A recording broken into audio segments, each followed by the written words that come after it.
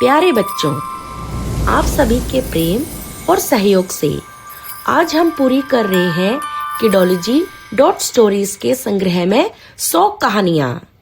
आप सबकी पसंदीदा कहानी सिंड्रेला के बाद हम लाए हैं स्नो वाइट की मजेदार और जादुई कहानी। बहुत समय पहले बर्फ से ढकी पहाड़ियों के बीच एक सुंदर सा राज्य था। उसी राज्य में एक प्यारी सी राजकुमारी रहती थी, स्नो वाइट। उसका ये नाम इसलिए पड़ा क्योंकि उसकी त्वचा बर्फ जैसी सफेद और चमकदार थी। स्नो वाइट का दिल भी उसके नाम जितना साफ था। वह हर किसी की मदद करती, बगीचे के पक्षियों को दाना डालना, महल के नौकरों को मुस्कान देकर प्रोत्साहित करना और सबसे जरूरी हमेशा सच बोलना और दूसरों के लिए अच्छा करना। लेकिन एक समस्या थी। राजा की दूसरी रानी यानी स्नो वाइट की सौतेली माँ बहुत घमंडी थी। उसके पास एक जादुई शीशा था जो सच सच बताता था। रानी रोज पूछती, दर्पण जी बताओ सबसे सुंदर कौन?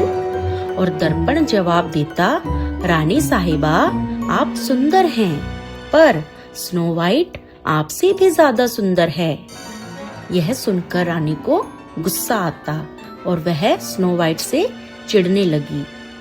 एक दिन रानी ने अपने सैनिक से कहा, स्नो वाइट को जंगल में कहीं दूर छोड़ाओ ताकि वह कभी लौट ना सके। सैनिक भी दयालु था। उसने स्नो वाइट से कहा, भाग जाओ राजकुमारी, तुम्हारी जान को खतरा है। स्नो वाइट डर के मारे जंगल की ओर भागी। वह पेड़ों के बीच तेज तेज दौड़ती रही जब तक कि वह थककर एक छोटे से घर के सामने नहीं पहुंच गई। वह घर बहुत प्यारा था। छोटे छोटे बर्तन, छोटी छोटी कुर्सियाँ, छोटी खिड़कियाँ। स्नो वाइट धीरे से बोली, क्या मैं अंदर आ सकती हूँ?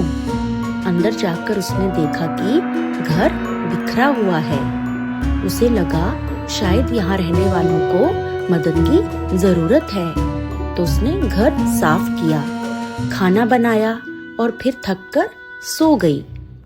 शाम होने पर 7 बौने लौटे। खुशू, निंदू, शरारती, बुद्धू, डॉक्टर, चिंटू और मस्ती। वो स्नो वाइट को देखकर डर गए और बोले, अरे यह कौन है? स्नो वाइट जाग गई और बोली, मैं स्नो वाइट हूँ, जंगल में रास्ता भटक गई हूँ, क्या मैं कुछ दिन यहाँ रुक सकती हूँ? सातों बौने मुस्कुराकर बोले, जरूर, लेकिन एक शर्त पर। तुम हमें हंसना, मिलकर रहना और अच्छा इंसान बनना सिखाओगी। स्नो वाइट ने खुशी से हाँ कर दी। उधर रानी ने दर्पण से फिर वही सवाल पूछा। दर्पण बोला, रानी साहिबा सुंदर तो आप हैं, लेकिन स्नो वाइट अभी भी जिंदा है। रानी को बहुत गुस्सा आया। वह एक बूढ़ी औरत का वेश बनाकर और एक जहरीला लाल सेब लेकर जंगल जा पहुंची। बोने काम पर गए हुए थे। रानी ने स्नो वाइट को सेब दिया और बोली, बेटी यह खास जादुई सेब है, इसे खाओ, खुश रहोगी। स्नो वाइट भली थी, उसे धोखा समझ नहीं आया। जैसे ही उसने सेब खाया वह गहरी नींद में चली गई। शाम को बोने आए और स्नो वाइट को सोता देखकर रो पड़े। हमारी सबसे प्यारी दोस्त, इसे यह क्या हो गया? उन्होंने उसे कांच के बिस्तर पर रखा और हर दिन उसके पास बैठते, कहानियां सुनाते और उसके साथ समय बिताते। उनका प्यार सच्चा था।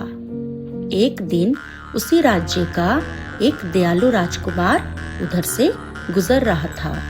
उसने बोनों से सारी बात सुनी और बोला, स्नो वाइट बहुत अच्छा काम करती थी, अच्छे लोगों के साथ हमेशा अच्छा ही होता है।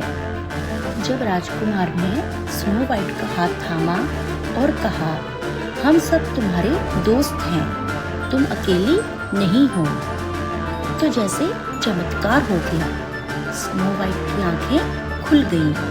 वह धीरे धीरे उठकर बोली, मेरे दोस्तों, मैं वापस आ गई। दोनों खुशी से झूमने लगे। स्नो वाइट ने सबको गले लगाया और कहा, दुनिया में सबसे बड़ा जादू है दया, दोस्ती, सच बोलना। राजकुमार और स्नो वाइट महल लौटे और रानी के गलत काम का पर्दाफाश किया।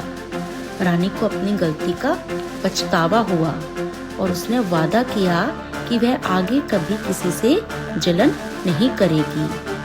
राज्य में खुशियां लौट आईं और सातों बोने अक्सर स्नो वाइट से मिलने आते, क्योंकि दोस्ती की कहानी हमेशा चलती रहती है।